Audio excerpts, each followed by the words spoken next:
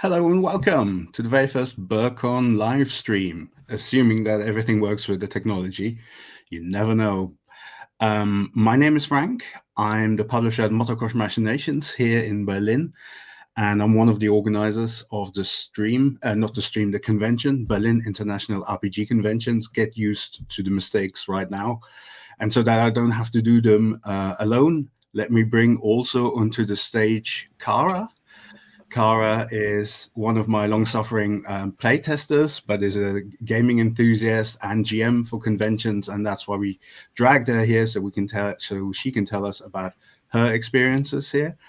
And with her, we also have Anna, and Anna is also one of my long-suffering playtesters, but as a fantasy illustrator and has graced many covers, interiors and exteriors of my products and others. So yeah, hi everyone. Hello. Hello. We, in the run-up to BurkOn, which is on October 11th, have had a bunch of questions coming in, of course. And one of the themes that's come up several times is like, hey, I'm not sure if I should GM something at a convention.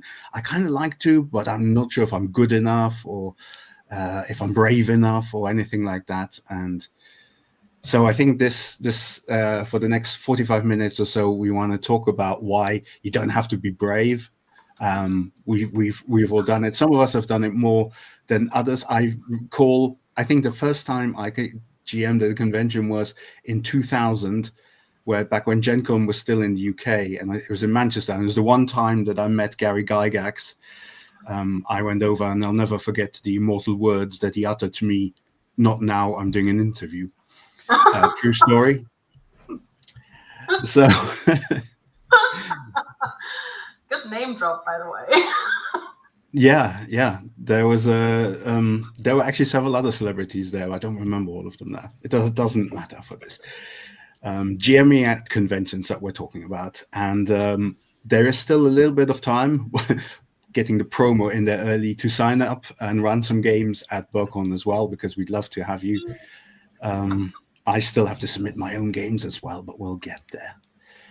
So there's no set format for this, But I have a range of tips, a range of themes that we can talk about briefly, and maybe I'll just start with one to kick us off.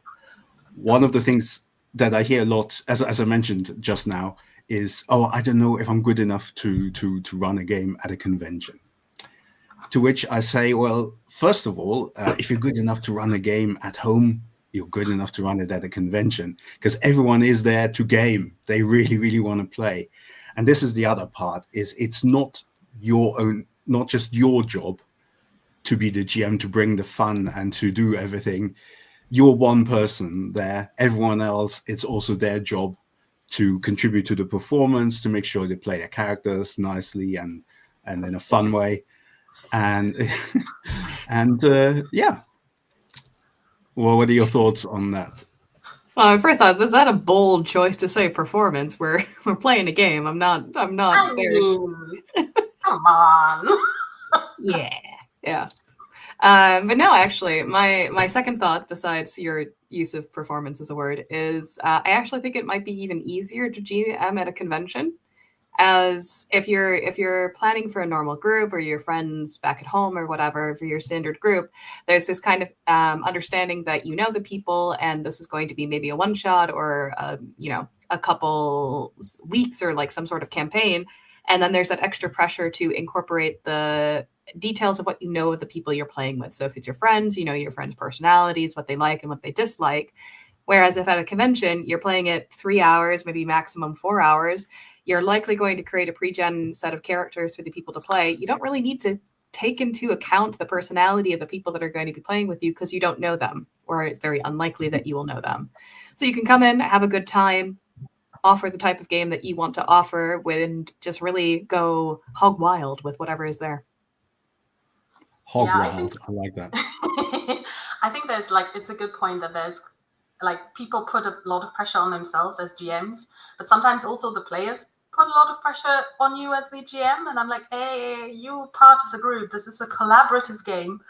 But my experience at conventions, and I started GMing at a convention playing 45-minute games. So that was my dip into the deep end. But everybody's there to have fun. They want to play the game because they want to try it, or they are familiar with it and want to kind of be there again. Nobody knows each other usually.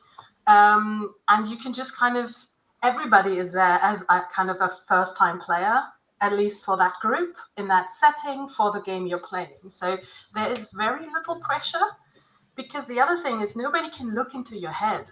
So they don't know what to expect. They don't know what you want to do. And I personally, what helped me a lot when I started playing Hypertellurians, GMing Hypertellurians at a convention, was that you can just roll. Even I didn't know what was going to happen because there were tables to roll on. So I would say if you really, really you want a structure but don't want to invest hours and hours of planning a structure, having these kind of rolling tables is fairly easy then. And it also makes it fun for you because you don't know what's coming up and you're kind of thrown into it as much as the other players are. And I really enjoyed that because I was like, okay, well, we're in this together. Yeah. I think the other thing, people often compare themselves to big outfits like Critical Role or something like that. And this is a different thing that they're doing, right? They're storytellers on the big screen. You are managing a few people on the small table, so that's different. They also do it largely professionally and stuff, and it works for them. It's great for them, but that doesn't mean you have to do that or be that. You don't even have to do voices if you don't want to, right? That's completely up to you. But in terms of going wild, that actually leads me into sort of my second tip, and that is to always use pre-gens. It's not just because it saves time. You don't want to spend the first hour rolling up characters or whatnot.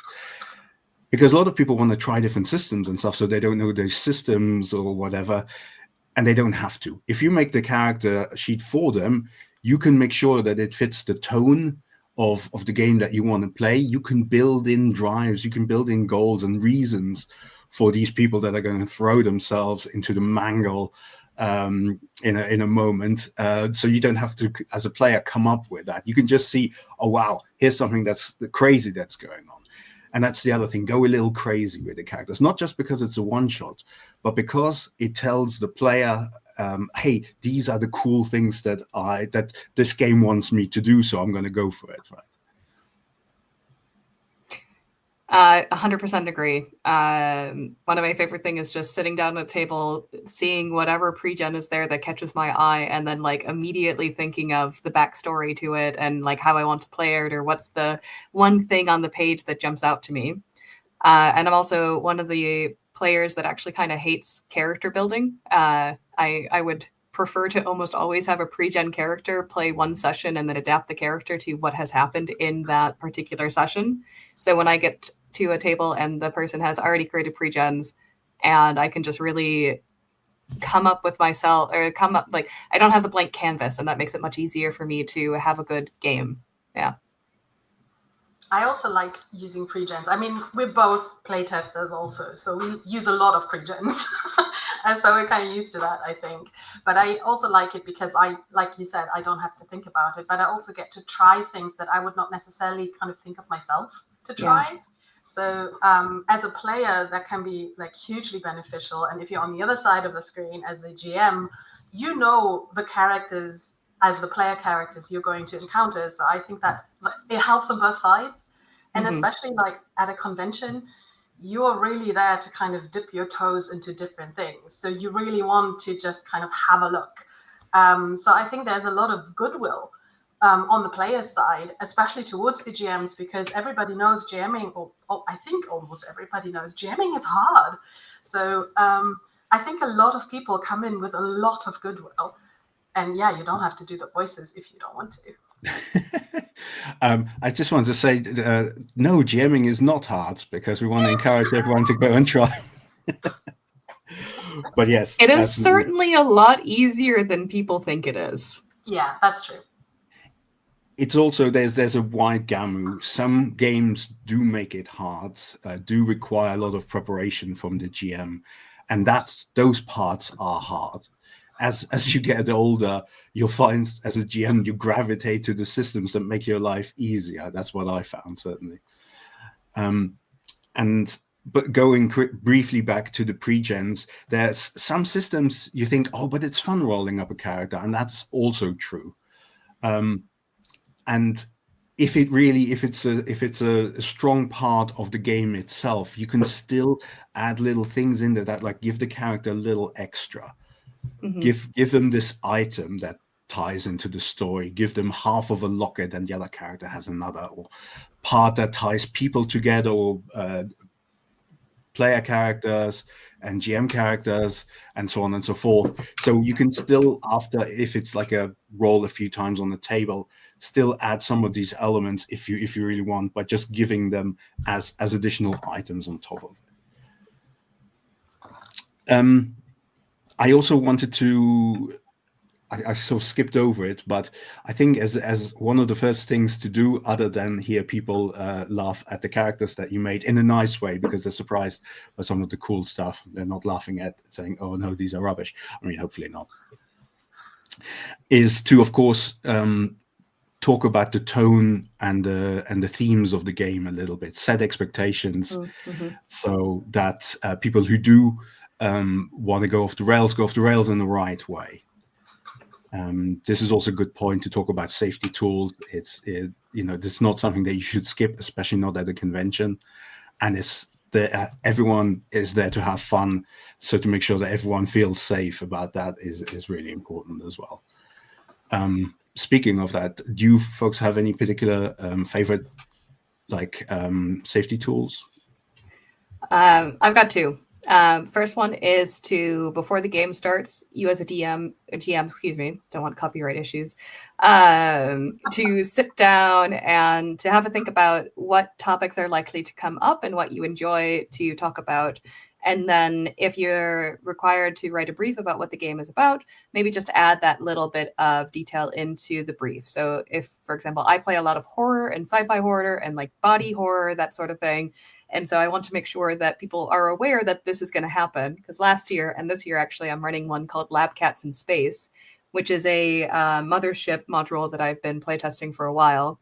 And you're playing a cat that's going through a mothership. So very potentially gruesome sci-fi horror situation. But if you just saw the moniker, oh, cats in space, you could think it's a very happy, child-friendly situation.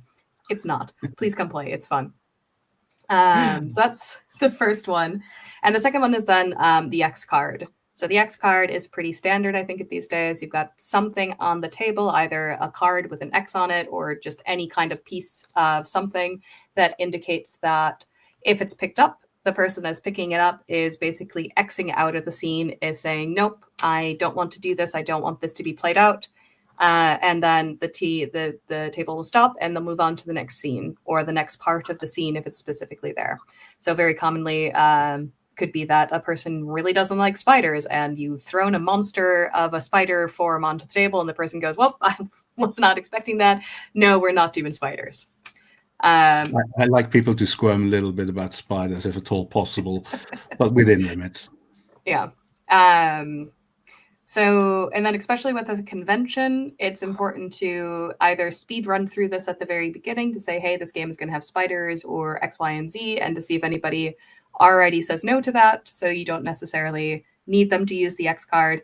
But then also I like the fact that for the X card, you don't necessarily need to explain why you've done the X card.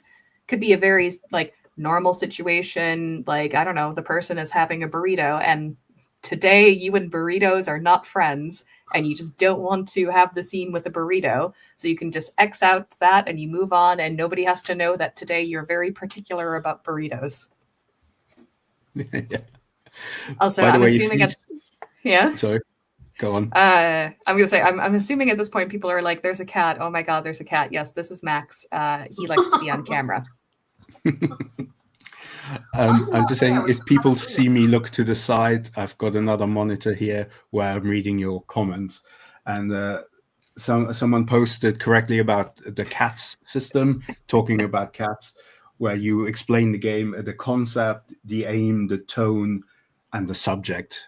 That's another good way of encompassing that. It's also a good way of writing your descriptions of the games when you submit them. Also, you don't need to have a card. You can just go. You can improvise that in different ways. So you don't need to have another gimmick. It can just be like literal hand signs. Yeah, whatever you want to choose. But yeah, pretty much the same. Cool. So I want to talk a little bit about the session itself, because here's where people also get a little scared, because how do I make sure that my adventure fits into 3 hours, say, or 4 hours? And I have two approaches that depend on whether it's like I want to say linear-ish adventure where you have a set number of encounters, regardless of how you get there, versus it's an exploration adventure. You're dropped into somewhere and you can do whatever you want, because there's very different techniques. So for the first one, what I like to do is set some milestones. It's like by hour 1, they should be there. By hour 2, they should be there. And then hour 3, if it's 4 hour slot or whatever, we're absolutely starting this thing. And that helps you keep an overview. And when you notice it's slipping because we spend so much time on the encounter with a goblin because it was just a hit, and that's absolutely fine, then you can think about, well, here's a couple of things. Are they necessary? You can maybe cut them. And if not, you can use like a montage thing and be open about it. Say, hey, for the sake of time, let's assume this has happened and you go there and there and you are now here. And that's generally fine, because the other thing you don't want to do in general in games is for the pace to just drop and peter out. So you can just say, okay, and now this, if you need to pad a little bit, you can always bring an extra encounter in. Your adventure probably has a random table or something like that. So if you do, for whatever reason, need to pad, rarely happens in my experience, you can do that way. And then And I'll quickly finish this up, then I'll let you guys go. The other, if you have the open-ended one where you're dropped in here, what I like to do is to have a real-world timer as a sort of MacGuffin in the game. So let's say you have a 3-hour game, you can give them, like, the characters have, like, I don't know, a light source that lasts 3 hours and then it's gone. So they can go into the dungeon. They've got 3 hours to loot it for what it's worth, to defeat as many monsters, carry as much gold as they can, and then they need to get the heck out of there, because otherwise they're trapped in the dark and dead, essentially. Or in a different way, maybe you have like a teleporter or something, and it ticks, and the ticks gets faster and faster and faster, and when it comes up to the 3 hours, it almost becomes a beep, and then you're going to be pooped away. And as I say, that's a very different type of adventure, but can be just as satisfying, because it gives the players this sort of hex crawl or just point crawl, or this exploration aspect that as GM you might often think, that's not for a convention. It really can be. What are your thoughts on that? So, or pacing in general? I'm terrible at pacing, I'll say that. I very much enjoy going into the nitty-gritty of stuff, and I was doing the Mines of Vandelver with my group, and I think we ended up spending an entire session gathering enough ammonia to dye some cloaks red so that we could go into the bandits' hidey hole. And it was a good 3-hour session of us chatting with the local townspeople, drinking enough beer to produce enough pee to make enough ammonia to get these cloaks dyed. That's usually how you get hung up. It's not you get hung up in encounters. You get hung up with NPCs or weird off tangents.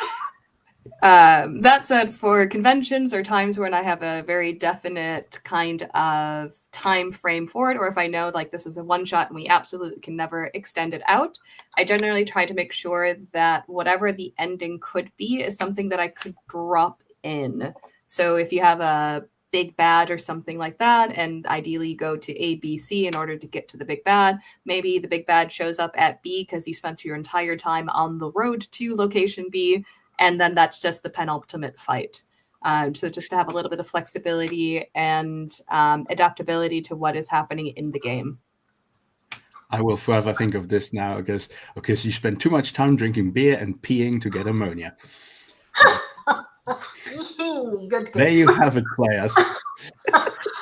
But yeah, I think it's I think don't hard bake stuff into certain locations, or generally in a game don't necessarily do that, because your players might not end up there. And if something is really tied to a specific event or place, and they don't get there, you don't get to have that event. So having kind of, like Kara said, something to kind of drop it in, that helps. Conventions, I've played very, very short games, 45 minutes. You usually don't get to have a build up and stuff in 45 minutes. So what I do for that, but I think that can also be stretched out to a longer game, is kind of having these rolling tables, almost like rooms, although they weren't necessarily rooms, but having different encounters that you can kind of put together and then kind of just weave them together. So you can add them on if they're too fast. If they're too slow, you just do 2. They're different things that you can do. And also telling your players that this is the type of game, not speaking of tonality and atmosphere, but this is the type of game you're going to run. It's hey, we're just going to in this together, but also we're just going to kind of have different encounters and see how far we get. There might not be a huge resolution for your characters just because this is a convention game. And I think a lot of people are very open to that, to kind of just have this open game. I'd also say don't stress too much about if the game does go shorter than what you intended. If you thought it was going to be a 4-hour game and it ends up just being 2 hours, sure, people will be disappointed because they don't have the full 4 hours allocated, or they don't play the full 4 hours. But if the game is well done and they had a good time and it happened to end in 2 hours, most people are going to be like, okay, cool, I've got 2 extra hours. Let's go talk about the game. Maybe let's get a snack. Let's go see what panels are on. Like, there's so much happening at a convention generally that if it does happen that you had thought it was going to take 4 hours, it takes 2 hours, it just takes 3 hours, people are going to go off and do other things and they're going to be okay. You're not going to force them to go to a tavern and yeah. And drink beer so they can find the cloak so they can get them dyed. But I think that, I mean, miscalculating 4 hours to 2 hours is the sort of thing that happens most often if you write your own adventure and you're not entirely sure how long things will take.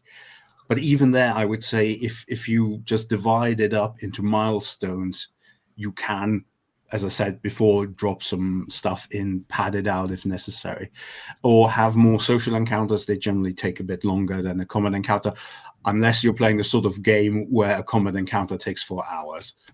Then I take it all back. I would say, talking about pacing and timing, the one thing that is your job in general as a GM, and even more so perhaps at a convention, is to try and hand out equal amounts of screen time for each character. You have, in every group, you have the person that's the most boisterous, the most open-going, full of ideas, and they will talk a lot, do a lot. And you have the quiet character in the back who doesn't want to interrupt or something like that. And if you're running a longer game, sometimes you find that some people are happy to be just quiet. What's the word I'm looking for? Have the quiet experience. They will be part of it, but don't necessarily want to jump into the limelight. You can't know that at a convention, so you don't have to worry too much about it.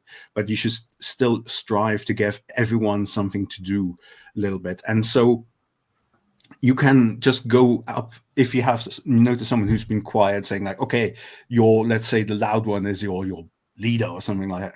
Your leader reckons this is the plan, or you need to do something like this. Then you can say, hey, you, the other person, you're an expert. Your character is an expert in this one aspect of this plan. What do you suggest, or would you go about this, and so on and so forth. So with even just by asking you as the GM, asking these players directly, you don't have to wait and for it to naturally sort of occur, because they're each playing a character who's supposed to be really good at this one thing or this other thing, your face, your tank, or whatever. And that way it's quite easy to manage and hand out different screen times as well. I think what is also good to kind of set in the beginning before you even start playing is crosstalk at the table, because I do know that some players have like one-to-one scenes next to the actual game going on sometimes. I mean, usually you have that in like longer campaigns when you have like you building characters and building relationships, but with a 4-hour game, I can see this happening as well. So that might be something that you want to set, like, is this okay? Or would you rather say, hey, we can play this out, but it also like when we actually play, we play together. For example, for me as a GM, even as a player, I find it incredibly hard to follow what the GM is saying or what is happening in the kind of main scene and have 2 other people talking next to me. This is like an auditory thing for me. So it has nothing to do with anything else. It's literally, if too many people are talking, I don't hear anybody. So for me, this is important to kind of have this set. It's like, hey, you can have your scene together. That's fine. I'm fine like watching this as almost like a television show, but you can't do it while other people are talking. And I think these types of things are also good to kind of set. If I was GMing, that's something that I would set as the GM and say, look, otherwise I don't know what you're saying. Literally, it's just white noise. So stuff like that might also be good to kind of talk about. Yeah, that's a really good call. Because people get deep into the game and it arises naturally. And as a GM, if you can just moderate it a little bit and say, okay, this is happening, so let's not do something else at the same time as well. Let's just see where that's going. Do you have any more thoughts on the same topic, Cara? You mean if people are talking over each other in attempt Oh to no, have sorry, the, about the screen time. Generally. about the screen time. Yeah, no, I think what you said is just important, is just to keep an eye on and make sure that everybody has their chance to feel like the main character is important. And sometimes that's just also reminding somebody to, if you have, for example, a player that tends to jump in right away, just say, hold on a second, let's give this person a chance. Or this person, if you've used pre-gen characters, I've got cat hair all over my mouth now. If you have used pre-gen characters, you will know what the strengths of each of the characters are. So if you have a player that's been quite quiet and you're in the situation where they ought to be the people speaking or doing an action for whatever reason, you can say, okay, we can do that, but I know that player A is very good with, I don't know, charisma checks or something like that, or maybe strength. Is there something you would maybe want to do first, just to encourage that kind of situation, or to interrupt what can become an accidental habit to have either very excited or very talkative, or also native English speakers take over the table? That's actually also a good point, is the language thing. Yeah, Yeah. Good point. Nice. So these are roughly these were my points. So if there's any additional ones that you want to add, let's do that as well. We also have a few questions from the chat, so we can get to those in a bit. Ooh, shall we do them first so they don't get left behind? Well, if you've got a really big tip waiting there, then okay. Yeah, let's do that. I have one. I have a little thing. So besides doing tabletop RPGs, my major hobby is LARPing, so live action role playing. So dressing up in costume and basically living out the scenarios instead of just talking them through. So I've got two things about that. The first thing is that at convention and as a GM as well, it can be a really good opportunity for you to try and actually play act the scenes as opposed to just describing what's happening. And this is something you can also encourage as you are GMing for your players to try as well. So if you have a player that comes and says, okay, I want to talk to the person and convince them that they should trust us, you can have the standard, okay, well, roll a persuasion check and see how effective you are. Or you can say, you can roll, or you can tell me how you would be saying it, or role play through it a little bit, and then you can skip the roll and give that player the opportunity to try out active role playing for it, which can be really fun. And since it's a convention and you don't know people, maybe you feel a little bit more free and comfortable to explore that aspect of it. So that's a nice thing that can happen when you don't know the people you're playing with.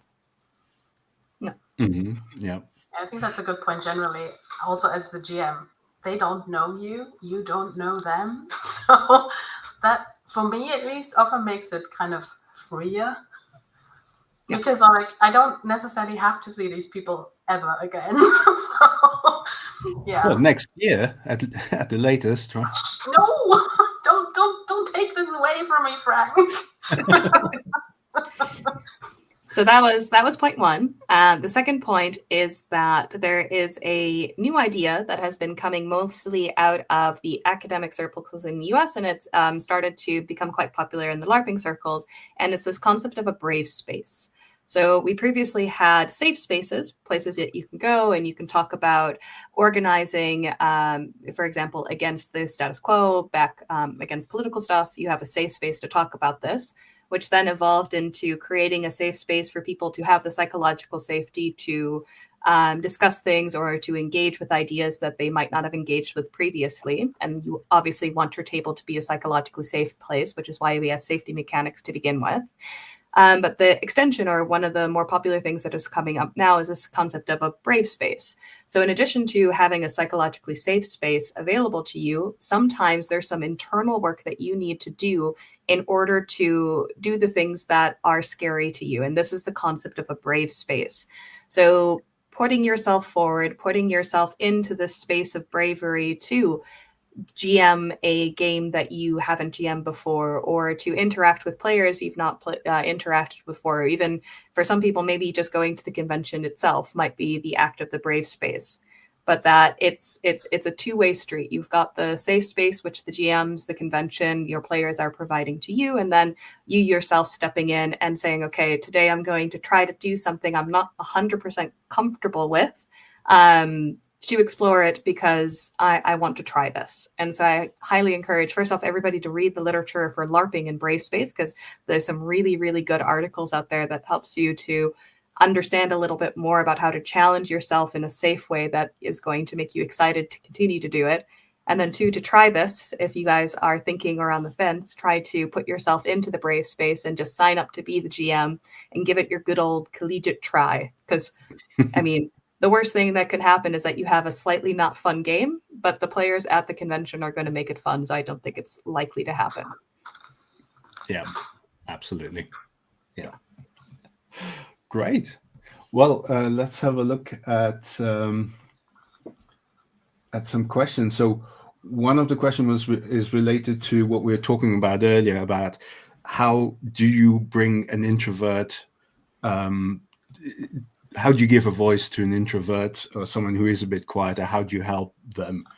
And personally, as a GM, I would say that two ways. So as the GM, as I mentioned before, you can just reach in and say, hey, you're the expert on ammonia. What do you say to the group? Because now everyone is listening, and then they will remember that story from Cara, and they go, well, we need beer, lots of it. The other part to this is, as a player as well, I love that sort of the leader character who delegates kind of around. Let's say you're the leader of this group because you have the highest rank. Say you're a bunch of militia or something like that. You come across any challenge whatsoever, rather than being, well, I'm the leader, I'm taking charge of this. No, I'm the leader. One of my specialists here in the team, who's the one that I need for this thing, and say, you're the best with boots. How do we get across this without leaving traces? That those are my two tips. Anna, Cara, you got any? I think you can also like put useful items, like general enough that they will probably come up, but not give them to everybody. I think that could also work really well. Giving kind of, like you said in the beginning, you give your players items that connects them. You can also give them useful items that are useful or very likely to be useful in the game, and therefore you also instantly create an expert for certain things, and then see if they want to do it or not. I also think it's perfectly fine for somebody to say, I don't want to, which is also fine. And it doesn't break the game. I think that's also what people sometimes are afraid of, especially when they are introverts and are more quiet. They might have a great time, but they're not as vocal about it. And that's also fine. And it doesn't break the game. A quiet player doesn't break the game. As long as they're happy, that's fine. Yeah. And you can just kind of tag along.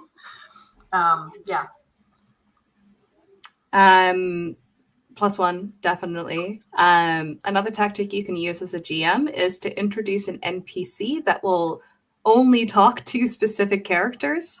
Not, at the expense necessarily, but like you can introduce a new NPC that says, I don't want to talk to you, I want to talk to that person for whatever reason. And that can be the more shy or introverted player. And then they could only respond when that person gives the idea. You can also set languages if you have that. So this person only speaks, Dwarvish or something, and that character speaks Dwarvish. So that's why there's a in-game reason this person is only speaking to that person. So you can kind of fiddle around with the bits that you have. So add in an NPC. You can also, if you're in a combat situation, make it so that the introverted person is set up for success. So if you have an NPC that is in the combat, you can always have them be thinking about, all right, how do I use this NPC character to give advantage to this person so that they're able to have the big final blow, so to say, so they can have that feeling of triumph when they take out the bad guy or the bad monster or whatever you're fighting. So constantly thinking, have ways to play up other people, looking again to give them their moment of Spotlight. And if, as Anna says, they say, no, thank you, I don't want this right now, or this isn't vibing with me, you just change tactics. Maybe you take that NPC's attention, throw it onto a different player, and just move along. That's fine. Just adaptable, and then see what happens. Yeah. I think you actually touched on 2 points that I would also like to emphasize, also being a LARPer. The one is like playing up other people. Again, this is something you can set beforehand and say, hey, we want, if you can, play up other people, make it like they can shine. Because it's collaborative. So everybody is supposed to kind of have a good time. Yeah. That's the one thing. And the other is that I don't think it's immersion breaking if you take breaks, as in if you have meta talk, but not like hours and hours of it, but like quickly check in with your players and say, hey, is everybody still on board? Is everybody still having fun? Shall we change something? Not just talking about spiders, but just generally, are you still with the game? Would you still like to be here and play it? I think that can also like help. You can also, again, set this in the beginning, say, hey, at the 1 hour mark, first of all, we take a pee break. And second of all, we talk about, do you still want to do this? Or there's the chance for everybody to kind of chime in, which kind of, I think, makes the whole atmosphere, especially when you're playing with people you don't know, makes it kind of more relaxed. When you got like an exit or an intermission type thing, that I think also really helps. I've got all of these character deaths lined up. Yeah, just choose one. To add on to this as well, yes and, yes but, and no but are really good ways as a GM, especially in a convention, to bring the action forward and have a really good time. So it's from improv theater for you that don't know. Probably most of you are familiar with it, but like, yes and. The player has said something, you say, yes, we're doing that, and also this other thing that happens on top of it. So, for instance, if we're using this ammonia thing, the person says, we need to get red cloaks. We need to do this. And you say, yes. And we're going to have to figure out a way to make the cloaks red. Or you say, we have to get the cloaks. You say, yes. But the cloaks that are available right now are white. Or you say, the last one is no, being like, okay, there are no cloaks, but you talked to somebody earlier who did mention there was a cloakroom in the tavern back before. And so you are taking what the players are saying. You never negate anything that they said unless it's completely out of the rules or is really, really breaking the scenario that you're trying to say. So for instance, if a player comes in and says, yes, and the aliens attacked, and you're playing some kind of like grim, dark, super realistic style story, that's not going to work, right? But to bring this back, essentially, whatever the players are giving you, especially at a convention, try to take it and roll with it and give them more of what they're saying, because then half the time, it doesn't matter how many notes that you have or how like thorough your story is. The better story, the better game is going to be the one where you just continually just go and this and then this and then this and then this, and then suddenly you're at the end and you've had a great time. Okay, and harkening back to our earlier talk about pacing in a limited time, we only have a few minutes left of this, so let's go through some of the other questions slightly quicker. One question is more of a process question. Is how is the scheduling of the games or the sign up for the games going to happen? As a GM, if you want to submit a game, there's a form on the website. You can go to submit the games.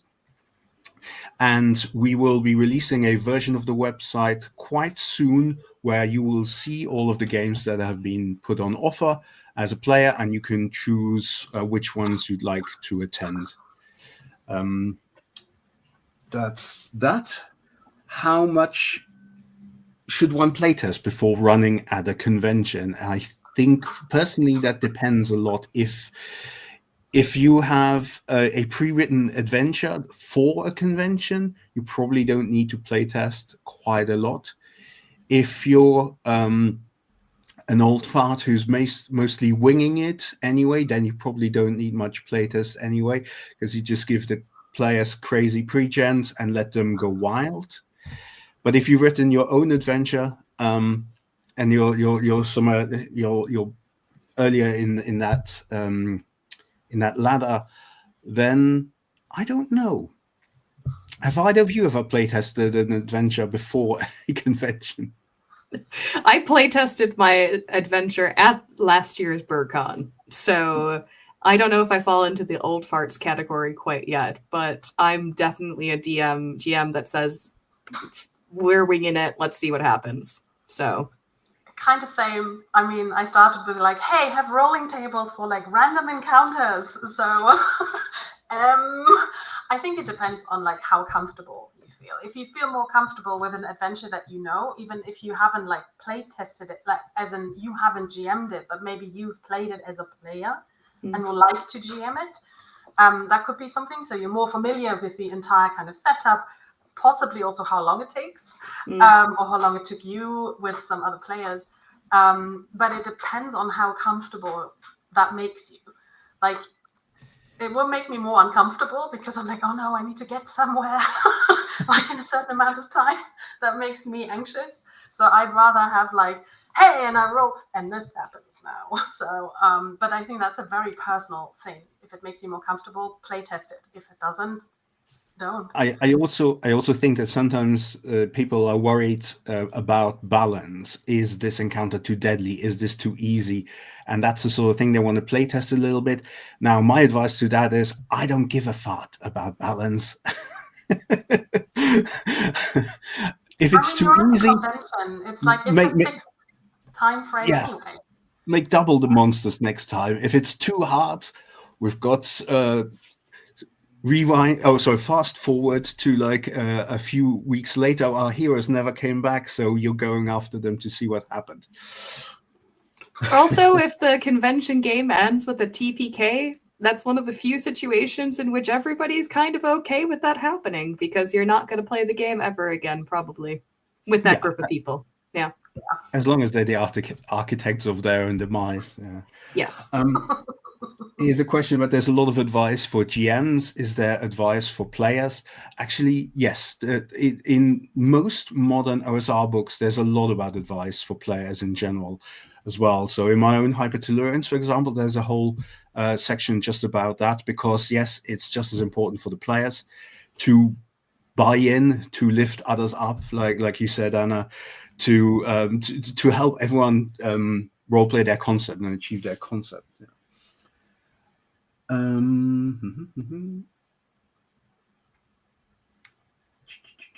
Okay, I hope I didn't miss any of the questions.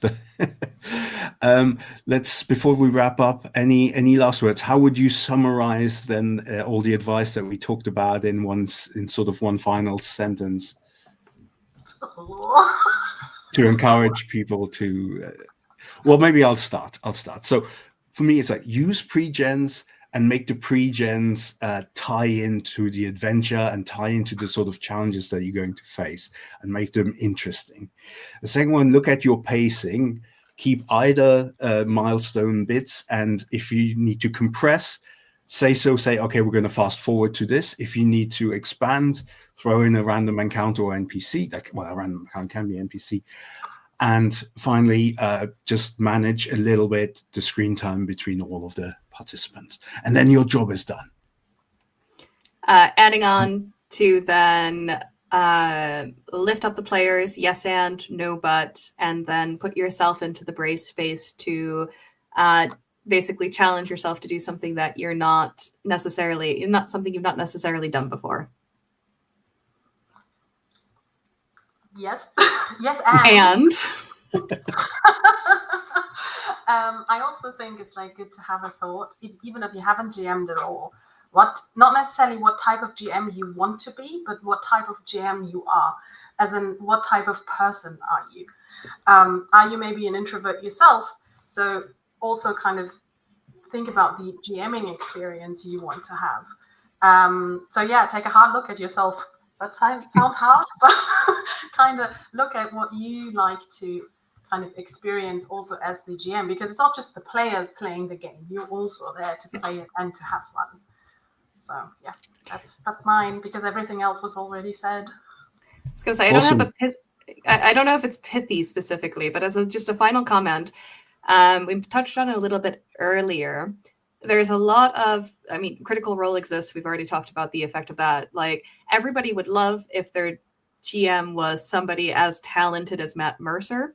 But I would say probably 99% of players understand that Matt Mercer is a working professional performer and that he is paid to create these campaigns and make, I think they're donation money, but like, he is paid to do this, and most people that you're playing with are understanding that this is a level that the average GM is not going to deliver, right?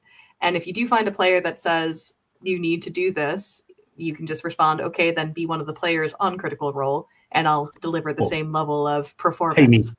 Or pay me. Yeah. When I can do this professionally. I think again, it comes back to kind of goodwill, as in you extending goodwill to your players, but the players also extending goodwill to you as the GM. Yeah. But I think honestly, at a convention, that usually is kind of the base anyway. But yeah, definitely. Good point. And finally, I just remind the players just want the GM. You know. Yes. They know that GM. Yeah, you will be extremely popular. A bog standard GM is better than no GM, and a bog standard GM is still pretty great because they are GMing at all. Awesome. Thank you very much. Thank you, Cara. Thank you, Anna. We're hoping to do more of these streams in the lead up to the convention. Maybe we'll get a bit more technical polish. We will see. I promise nothing. And we'll let you know about this on our Discord or via our newsletters. And until then, have a great time, and we'll see you at BurCon. Bye.